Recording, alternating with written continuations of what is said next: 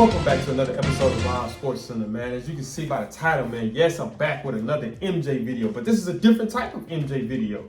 This is the GOAT debate between Michael Jordan and LeBron James. Now, this has been, obviously been spiraling through the media right now with JJ Redick making those bogus claims about what he said about Jordan. I ain't gonna get into that. That'd be for another topic. That'd be for another video. But this video right here is primarily about the Jordan versus LeBron James GOAT debate. So if you're a Jordan fan, you're on the right video. If you're a LeBron fan, you're on the right video. But those who are new to my channel, if you don't know, you know. I try not to talk you out of death in the intro. Let's get straight to that action. But before we get into that action, man, do me one big favor, man. Smash that thumbs up button, because you know this video gonna be lit. You know this video gonna be entertaining. You know this video gonna be informational. It's gonna be all of that.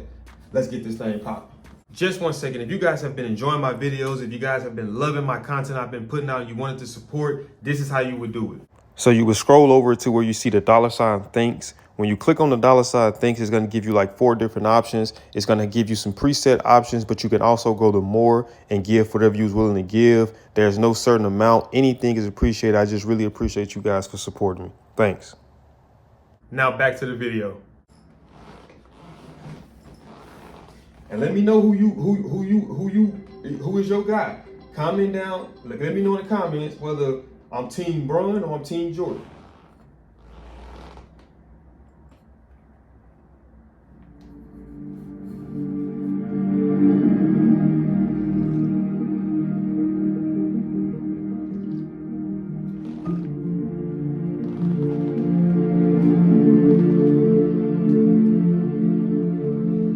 And by the way, 2 things.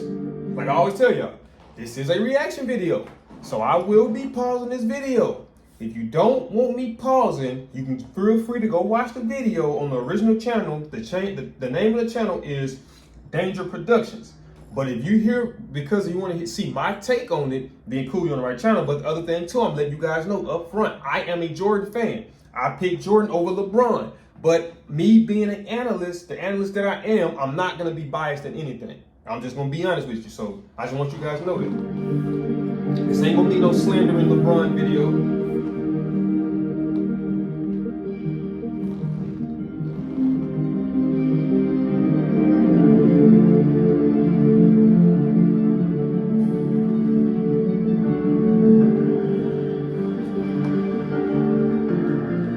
Y'all can see.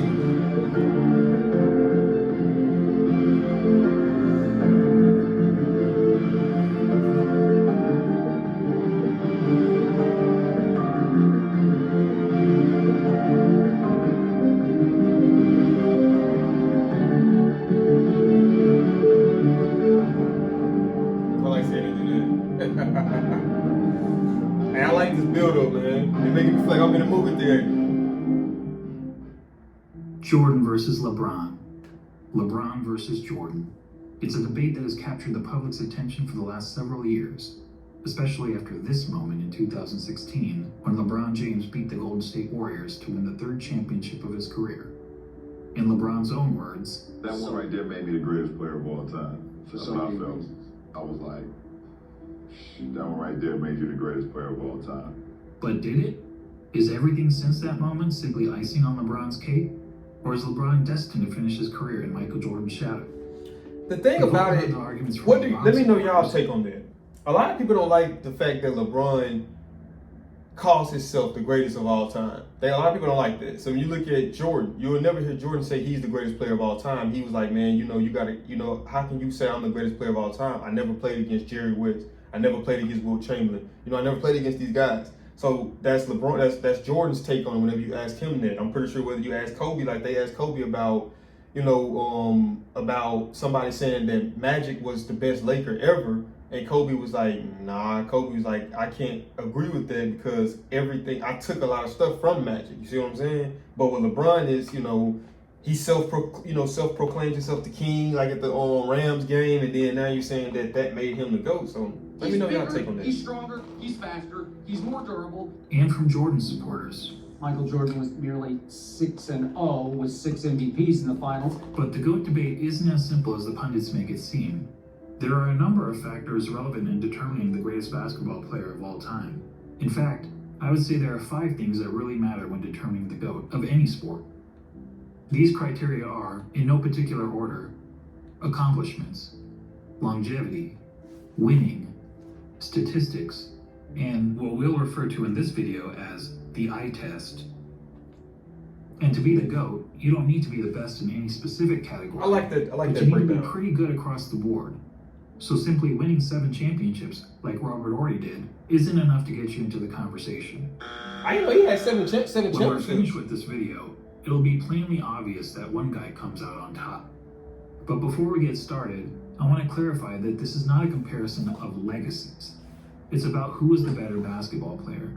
If we were talking about legacies, Jordan's is nearly untouchable.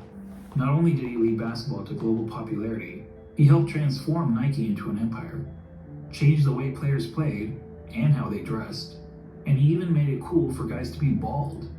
And while those things certainly contribute to MJ's iconic status, they don't make him a better player on the court. So let's evaluate the criteria that matter, and we'll start with individual accomplishments. Take a look. Jordan had more regular season MVPs. Yes, I had it right. 5. Twice as many finals MVPs, 9 more scoring titles, and several more selections to the NBA's all-defensive team. And look, not to throw shade, like I said, I'm not hating on this dude, but LeBron went to way more finals than Jordan went to. Jordan went to 6 and 1, 6. LeBron went to way more finals. So when these are the championships at that time that he had won. You got to think about it when he's with the Cavs. He got swept by the Spurs. You got to think the first year he went to the Heat, they lost to the Mavericks. Then you got to think about the first year against Golden State. He lost to Golden State. So he done been a couple times, and then he lost to the Spurs again in that. So yeah. And I didn't know that he wasn't that high in scoring titles. That I did not know that it was that big of a separation in terms of that. Including once being named Defensive Player of the Year. Oh, so he did. Wait. LeBron has more All-Star appearances, but that's largely due to his having played more seasons. 20-something plus years. In fact, when taking into account retirements and major injuries, Jordan essentially played 13 seasons compared to 17 seasons for LeBron, making Jordan's significant lead in accomplishments all the more impressive. And that's to say nothing of MJ's brilliant college career, which saw him twice named All-American and once awarded College Player of the Year, at a time when the country's best players actually went to college. So regardless of whether you're a LeBron fan or MJ fan, you have to give the accomplishments checkmark to Jordan. The second criteria in our GOAT analysis is longevity. And look, and this one is for some people who might not know, Mike actually won NBA MVP, Defensive Player of the Year, and I think he had won the scoring title in the year and the slam dunk contest all in one season, bro. That's one season he done all that. But this time in favor of LeBron. Not only has LeBron played more seasons in the league, but he's had a longer peak than Jordan. Jordan's peak lasted about 10 years, whereas LeBron's peak has lasted 16 years and is still going. And he came straight out of high school incredibly too. Durable during that time, missing significant time to injury only in 2019. That said, the claim that LeBron has been much more durable than Michael has been a bit overblown. Consider that Jordan played in at least 80 regular season games 11 times in his career, including all 82 games an incredible 9 times. Compare that to LeBron, who played in at least 80 regular season games just twice, and in all 82 games just once. So both LeBron and Jordan get high marks for their durability. But durability aside, the bottom line is that LeBron has sustained his level of excellence for a much longer period of time than Jordan, which puts the longevity checkmark squarely on LeBron's corner. That brings us to the third GOAT criteria, winning. As we all know, Jordan won 6 championships. LeBron has won 3. Jordan is 6-0 in the NBA Finals. LeBron is 3-6. Yes, LeBron has made the finals 9 times compared to only 6 times for Jordan, but let's not pretend that making the finals is the same thing, or even close to the same thing, as winning a title. Take a prime example from another sport, the Buffalo Bills. They're the only team in NFL history to appear in 4 consecutive Super Bowls. But is there a single player or fan of that team that wouldn't trade all 4 of those appearances for just 1 Super Bowl win? Frankly, talk to any fan whose team lost the season's final game and ask them how they felt afterward. Almost universally, their feelings are of sadness, anger, and disappointment. And that's just the fans. For players, those feelings are only magnified. Listen to Charles Barkley talk about losing in the NBA Finals. And I was just in shock when it was over because I had to. I was frustrated because I couldn't wheel my team past Michael and the Bulls, and it. First of all, I don't think I've ever gotten over it. Number one, but that was traumatic, and it's painful. So we can all stop with this false equivalence between winning the championship and finishing runner-up. In the words of Herm Edwards, You play to win the game. Hello? But look, You play to win the game. but look, Now check that- this out. This is how how JJ Redick said Michael Jordan's career is watered down, right? This is how watered down LeBron fans will try to discredit Jordan. They gonna say, oh, well, look at how many finals he went to. Okay, what does it? You can go to 20 NBA finals, but if you only won one, that's the only, they're not talking about the 20 times you went. They're talking about the one time that you won. Jordan went 6 times and won all 6. So if you ask me, which would I rather have? 9 final appearances and only win 3? Or 6 finals appearances and winning all 6? Come on, man. to Jordan and LeBron. As mentioned, on basketball's biggest stage, the NBA Finals, Jordan was 6-0. LeBron was 3-6. And frankly, that doesn't even show how lopsided their records really are. In terms of individual finals games, Jordan was 24-11. LeBron is 18-31. And that's because in 4 of his 6 finals losses, LeBron's team hasn't even been competitive. Twice he got swept, and 2 other times he lost 4 games to 1. That includes being on the wrong side of the 2 most lopsided finals by margin of loss in NBA history. Of course, LeBron fans will tell you that the only reason for LeBron's poor finals record is that his competition was so tough. Ironically, some of these same fans criticized Jordan for losing early in his career to a Celtics team stacked with 5 Hall of Famers, and they conveniently gloss over the fact that LeBron reached the finals so many times in part because the competition in his own conference was so weak. Right. During the vast majority of his career, LeBron played in what many dubbed the Leastern Conference because the East was so much weaker than the West. On the other hand, during Jordan's playing days, the East was generally considered the stronger conference, as Jordan had to battle through hard-fought rivalries against the Bad Boy Pistons, Patrick Ewing's Knicks, the Shaq Penny-led Magic, and Reggie Miller's Pacers.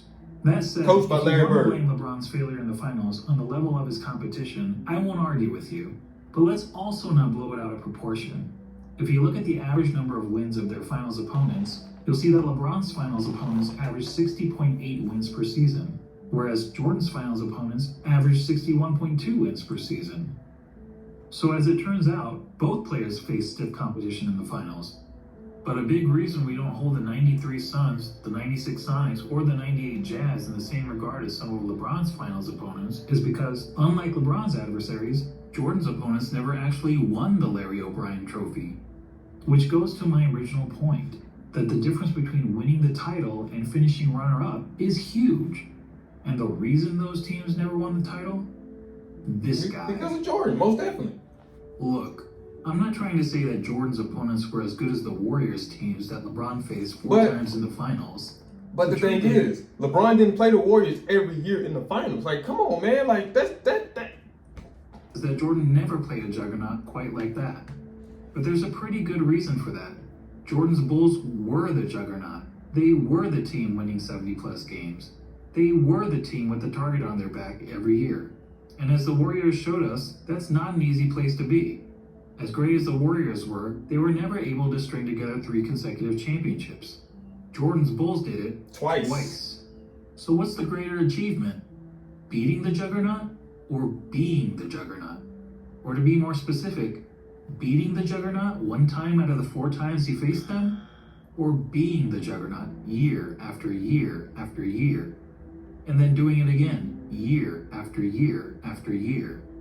There's no doubt that LeBron's victory over the 73-win Warriors was the highlight of his career. But it's not the first time that an underdog has won the championship, and there actually have been much bigger underdogs who ended up winning the title. But how many times have we seen a player lead his team to 6 championships in 8 years? Prior to Jordan's Bulls, only Bill Russell's Celtics ever accomplished that feat in the NBA, when they incredibly won 11 championships in 13 seasons. Man. However, back then, there was an average of less than 10 teams in the league, Yeah, and so- only a couple rounds of playoffs, so it was considerably easier to win a title. Yeah. And no player, not even Bill Russell, ever had a run of winning 25 of 26 playoff series as Michael Jordan did. And Michael's pattern of winning goes beyond the NBA. Let's not forget that Jordan has never won anything but gold in the Olympics, and he also earned an NCAA championship, in which he hit the first of 2 iconic championship-winning shots in his career. I forgot All about that is to that. say, when it comes to winning, the checkmark clearly goes to Jordan. Easily. On to the fourth GOAT criteria, statistics. Don't get in y'all. Don't get This one butthurt. is Hold a up. bit more complicated. No, how- and this is what we're gonna do, right? I want to just say this. Don't get mad, LeBron. I will just say this. So we're going to statistics. Bron has played 5 years longer. Well, at this time when they made this video, he had, I don't know how long Bron had been in there. I want to say at least 3 or 4 years longer than Jordan at that point. Might even been 5, you know. But the thing is, the longer you play the game, the more prone you are to breaking records. So it's almost like you can call that watered down stat pattern, because I mean, if you're playing and you're not winning, but you're steady scoring points and you're steady, you know, putting yourself up there higher and higher and higher and higher and higher, and points scored in the NBA in the NBA career in history, then I mean, yeah, you played longer. Now, if you've done that within a small time frame of like 15 seasons or 13 seasons or something like that, then it's like, okay, now this dude was different. But if you done played 20-something years, 20-something plus years, I would expect you to hold pretty much every, you know, possible record there is in the NBA. Do you statistically evaluate 2 players who played in different eras under different rules at different positions? One way of doing it is to simply look at the 8 traditional statistics of basketball: points, assists, rebounds, steals, blocks, field goal percentage, free throw percentage, and turnovers. And we'll focus on per game stats rather than cumulative stats, since cumulative stats such as total career points and total career assists really speak to longevity, which is already its own category of the GOAT analysis. Per game stats, on the other hand, is more of an apples to apples comparison. So looking at the 8 traditional stats, we see that Jordan leads LeBron in 5 of them: points per game, steals per game, blocks per game, free throw percentage, and fewer turnovers. LeBron leads in the other 3: assists per game, rebounds per game, and field goal percentage. But that's a pretty simplistic way of looking at statistics. What if we instead turn to analytics? Probably the most well-known analytic stat is player efficiency rating, or PER for short. This metric was created by respected basketball analyst John Hollinger to give an overall rating to a player's performance based on traditional stats like the ones we just mentioned. Jordan has led the league in PER 7 times, LeBron 6 times. Jordan has finished top 3 in PER 10 times, LeBron 9 times. In fact, Jordan has the highest career PER in both the regular season and the playoffs. Another popular analytic stat is win shares. Jordan has led the league in win shares 8 times, LeBron 5 times. Jordan has finished top 3 in win shares 11 times, LeBron 6 times. And when it comes to win shares per 48 minutes, Jordan has the highest career rating in both the regular season and the playoffs. What about box plus minus? Until recently, LeBron was actually ahead of Jordan in career box plus minus. But after the 2017 season gave Russell Westbrook the greatest single-season box plus minus in history by a wide margin, the architect of box plus minus realized that the stat was fundamentally flawed. So he made some changes to improve its formula. As a result, Michael Jordan now has the highest career box plus minus in both the regular season and the playoffs. And lastly, what about value over replacement player, which on its face seems to favor LeBron James? Well, value over replacement player is a cumulative stat, and as previously noted, cumulative stats speak more to longevity than they do game-to-game dominance. That said, according to value over replacement player, Jordan owns 6 of the 9 greatest individual seasons ever played. And on a per-game basis, MJ's career rating in value over replacement player is the highest of all time in both the regular season and the playoffs. Are you noticing a theme here? Not only does Jordan beat LeBron in every ratable analytic stat, he consistently ranks as the best ever across the board. Before we move on from analytics, I want to mention a lesser-known stat called game score. another brainchild of John Hollinger. Game score measures a player's performance in a single game, so it won't tell us who's had the better career, but it does provide insight into who's had the greatest games. Now, we only have game score stats since 1983, so you won't see any mentions of Wilt Chamberlain here. That said, of the 100 highest game scores ever recorded, incredibly 19 of them belong to Michael Jordan. In other words, nearly 1 out of every 5 of the best single-game performances over the last 4 decades has been by MJ. That includes the highest game score of all time for Jordan's 69.18 rebound masterpiece. Comparatively, LeBron has had only 3 of the top 100 game scores. When discussing the GOAT, Nick Wright is fond of asking this question. The aliens come down. You have 1 game to save humanity. Who's your first pick in the history of the world? Well, Nick, I think we have our... I want to know. Let me know who y'all first pick is. I ain't gonna say mine. I just want to know who y'all first pick is. answer. Now that I've finished drowning you in numbers, let's be real. Hardly anyone watching this video knows how to calculate PER, Right. win shares, box plus minus, value over replacement player, or game score. And why should you? This is basketball, not Good Will Hunting. So let's go back to the traditional stats that we all know and understand. But this time, let's add context to them. What do I mean by context? Well, some positions are simply better than others at racking up certain stats. Let's take rebounding as an example. In a vacuum, if we simply compare the number of rebounds per game of Brook Lopez and Jason Kidd, we might think that Lopez was the better rebounder. The truth is, relative to their positions, Lopez is statistically one of the worst rebounding centers in NBA history, whereas Kidd is statistically one of the best rebounding guards in NBA history. But even a poor rebounding center can grab more rebounds than a great rebounding guard solely by virtue of their roles on the court. So it makes sense that, to understand the context of a player's stats, we should compare them to the respective positions that they played. When comparing LeBron James to the other small forwards who have played at least 500 NBA games, this is where he ranks. Overall, that's pretty impressive. Now let's see how Jordan compares to all shooting guards who have played at least 500 NBA games. First. Oh. As good as LeBron is compared to other small forwards, Jordan is on another level when compared to other shooting guards. He's darn near the top of every major statistical category, and there isn't a single category where LeBron is better than MJ relative to his position, other than assists. So to sum up statistics, whether comparing traditional stats or analytics, and especially when judging these players in the context of the positions they played, Jordan has a noticeable edge over LeBron. As such, we have to give the check mark to Jordan. And that takes us to the last category in our GOAT analysis. Get it going, baby. Eye test. And to be clear, by eye test, I don't mean which of these players is bigger, faster, or jumps higher. None of that is relevant unless we're having a track and field competition. Right. And frankly, if physical measurables mattered, then George Murasan would be in the GOAT conversation. No, what I mean by the eye test is, if you sat an average basketball fan in front of a TV to watch a player in action, what would he notice that the player is and is not great at? Thankfully, I happen to be an average basketball fan, and I've had the privilege of watching both LeBron and Jordan during their playing days. So unlike a lot of my fellow YouTubers, I haven't merely relied on highlight videos. Here's what my eyes told me when I saw Michael Jordan play, particularly during his playing days with the Chicago Bulls.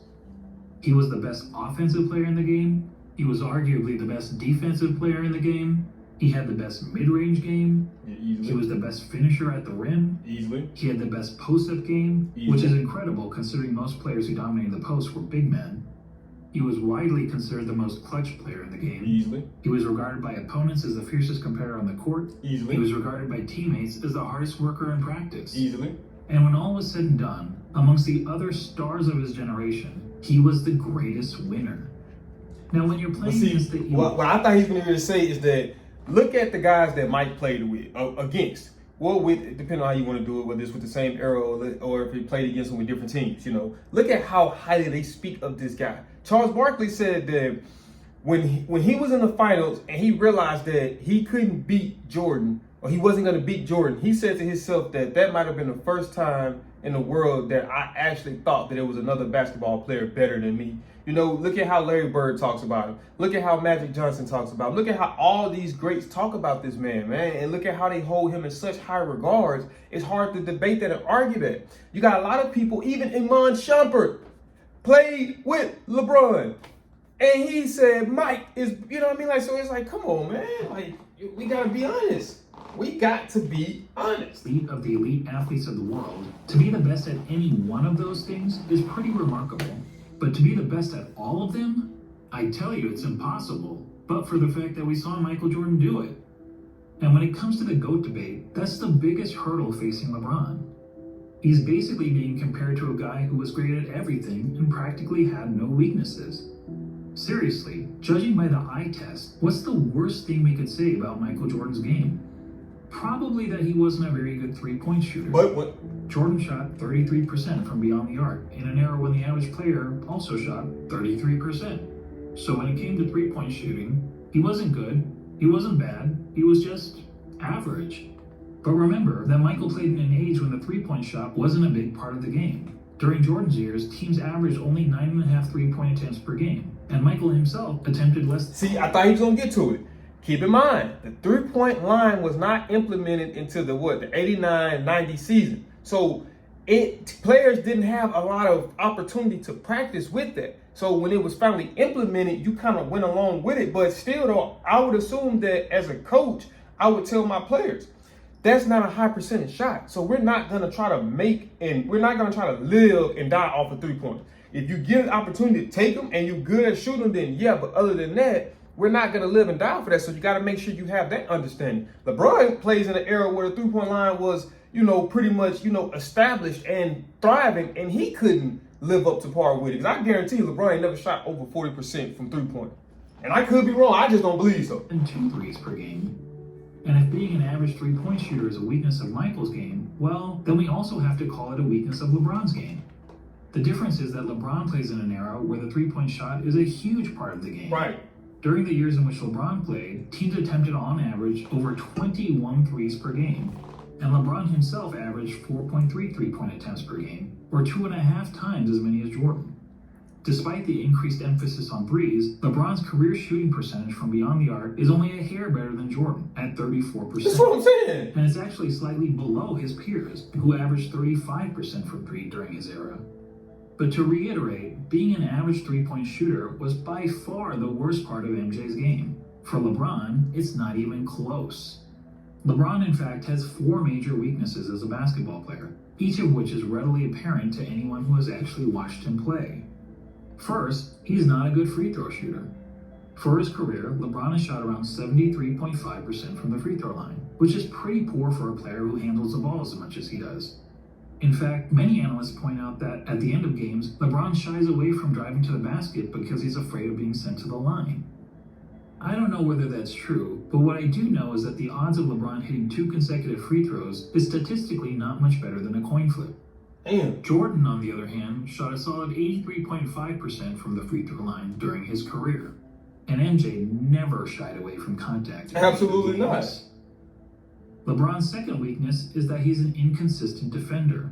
Sure, he's had some years where he was elite defensively, which is evidenced by his numerous selections to the NBA's all-defensive team. But that was chasing But out he's blocks. also had several years where he's practically been a liability on the defensive end. Compared to MJ, who during his Bulls days was a consistent Look at him. to the NBA's all-defensive team, but he's also had several years where he's practically been a liability on the defensive end. But look, they want to put up stuff talking about Jordan can't drive left. They want to put up stuff talking about, so this is the league that they say was the best defense, like little small clips. Man, we can go to today's league and take little small clips like that and put them together. Come on, man, stop with the Compared that to bullcrap. MJ, who during his Bulls days was a consistently elite defender. In fact, Jordan is the only player to rank in the top 5 amongst all guards in both steals per game and blocks per game for his career. Additionally, Michael led his position in defensive win shares practically every year that he played for the Bulls, an incredible 10 times. LeBron, comparatively, has led his position in defensive win shares on just 4 occasions, and in 5 of his last 7 seasons, he didn't even crack the top 10 at his position in defensive win shares. Now, some will excuse LeBron's recent fall-off on the defensive end as a byproduct of his resting on defense so that he can have more energy on offense. And we can debate the merits of that strategy. But resting on defense is not something Michael Jordan was ever accused of doing. Heck, even as a 40-year-old, he was busting his tail on the defensive end. But what about the notion that LeBron's been the more versatile defender? LeBron supporters will argue that he can guard positions 1 through 5 on the court, such as when he guarded Derrick Rose for stretches in the 2011 playoffs.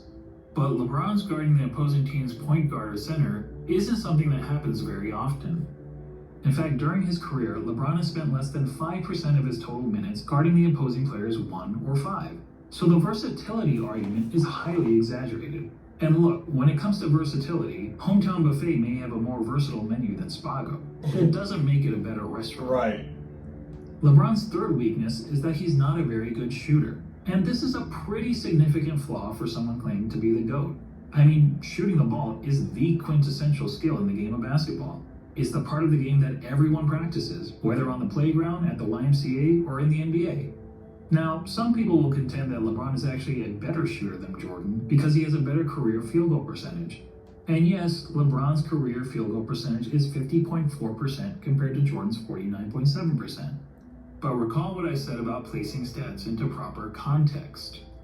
To help us understand context when it comes to shooting, allow me to introduce DeAndre Jordan and Tyson Chandler. Dunks. We all know that DeAndre and Tyson were great rebounders and defenders. But what if I told you that they were also two of the greatest shooters of all time? Dunks. That would be certifiably crazy. Lob City. Yet if you look at all the shooting metrics, field goal percentage, effective field goal percentage, true shooting percentage, both of these guys rank near the top in NBA history. Of course, there's an obvious reason for that. As we all know, both DeAndre Jordan and Tyson Chandler take a lot of their shot attempts on dunks, layups, and putbacks, which are extremely high percentage shots. Well, guess what? So does LeBron James. In fact, every single year of his career, the shot that LeBron James has taken the most has been within 0 to 3 feet from the basket. In other words, dunks, layups, and putbacks. More than 1 of every 3 of LeBron's shots has been within this point-blank range, which is aided by his playing in an era where it's been relatively easy to get to the rim, particularly when compared to the physical era in which Jordan played. And just like every other player, LeBron is really effective from 0 to 3 feet, hitting over 73% of these shots. But how does LeBron fare from outside this range?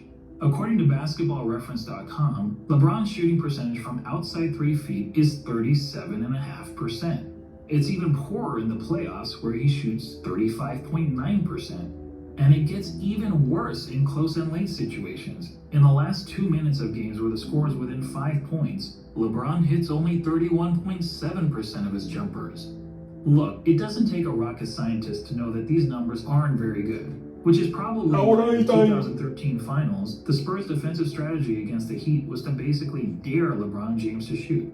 And keep in mind, this was against LeBron in his prime. Can you imagine an opposing coach using a similar strategy against MJ? Now, LeBron actually credits the Spurs for forcing him to work on his jump shot, but it's not as if his results have gotten much better since then.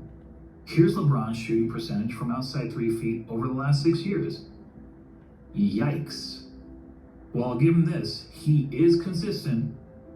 For comparison, consider that in the last year of Michael Jordan's career, as an aging player on the Washington Wizards, Jordan shot close to 42% from outside 3 feet. While that's certainly not great, it means that even as a 40-year-old shell of his former self, Jordan was still a better shooter, a far better shooter than LeBron James. Unfortunately, Basketball Reference doesn't have advanced shooting metrics from Michael's Bulls days, when he was a significantly more efficient scorer. But few would argue that Michael was anything but a lethal jump shooter when he was wearing red and black. When it comes to shooting, all of us can recall practicing shots on the blacktop, counting down 3, 2, 1, before launching a shot at the rim. Well, if you were pretending to be LeBron James, you'd brick almost 2/3 of the time. Actually, that's not entirely true. If you were playing against a countdown, it would be much, much worse. And that gets me to the last major weakness of LeBron's game, his performance, or more accurately, lack of performance, in the clutch. Remember when people were praising LeBron for making a couple of buzzer beaters in the playoffs 2 years ago? They used these stats to claim that LeBron was better in the clutch than Jordan. But look at these numbers carefully. What stands out to you? How about this? People were using a sample size of less than 1 shot per season to make the case that LeBron was more clutch than Jordan. That would be the equivalent of polling just 100 people in the country to try to predict the winner of the next presidential election. So let's use more telling stats, shall we? Here's a situation that's often used to determine a player's clutchness. 5 seconds to go in the fourth quarter or overtime, and your team needs a bucket to either win or tie the game. It answers the age-old question, who do you want taking the last shot with the game on the line? It turns out that in the regular season and playoffs combined, LeBron has taken 94 such shots. That's a pretty good sample size. And how many of those 94 shots has LeBron made? 19, for a shooting percentage of 20%. Let me repeat that. 20%. Guys, that's not bad in the clutch. That's atrocious. Especially if you're saying you're the greatest of all time. Situation shot roughly 50%. Yes, that's right. Jordan's performance under pressure was the same as it was throughout the rest of the game. And that, my friends, is the definition of clutch. So there you go. When it comes to the eye test, our eyes tell us that one player, Michael Jordan, is great at everything and has practically no weaknesses. And the other player, LeBron James, while also having a ton of strengths, has several obvious flaws to his game. And when all is said and done, after analyzing the 5 key factors of being the GOAT, Jordan gets 4 check marks to LeBron's 1, making this GOAT debate, well, not much of a debate at all. Now, don't get me wrong. I'm not saying that LeBron James is a bad player. Yeah, most definitely. He's a phenomenal player. Absolutely. Personally, I have him on basketball's Mount Rushmore, along with Jordan, Kareem, Wilt Chamberlain, and Bill Russell. He's just not Michael Jordan. And just to underscore how good MJ was, let's ignore LeBron and Jordan for a minute and focus on the other 3 players highlighted here, Kareem, Wilt, and You're all Bill big Russell. men. Most would agree that these are the 3 greatest centers in NBA history, and each of them has a strong case to justify his standing among basketball royalty. Wilt is an all-time great because he was an offensive force of nature, and he holds a ton of NBA records. Russell is in the conversation because he was a dominant defender and a perennial champion. You know, check out them rings. Kareem also led his team to numerous titles, and in terms of individual awards and accolades, was the most decorated of the 3. Not to mention, he had the NBA's most unguardable shot. Now imagine a center that had all the best qualities from these 3 titans. A player like that would be the basketball equivalent of Thanos. Now add to that player the highest level of intangible attributes, such as a tireless work ethic, unmatched killer instinct, and an ability to deliver in the clutch. And now you'd essentially be looking at Thanos with all of the Infinity Stones. Right. And no one would question whether this player was the greatest of all time. It'd be hands down. But the truth is, we don't have to imagine such a player. That player already existed. He just happened to be a shooting guard, not a center. When you think about it, Michael Jordan is the real-life version of an overpowered video game character. He had all the qualities we look for in a superstar athlete, and he had it in spades. He's basically Babe Ruth, if Babe Ruth played defense like Willie Mays. And that's why, even in comparison to the other all-time greats, he is truly in a class of his own. Simply put, he's the GOAT.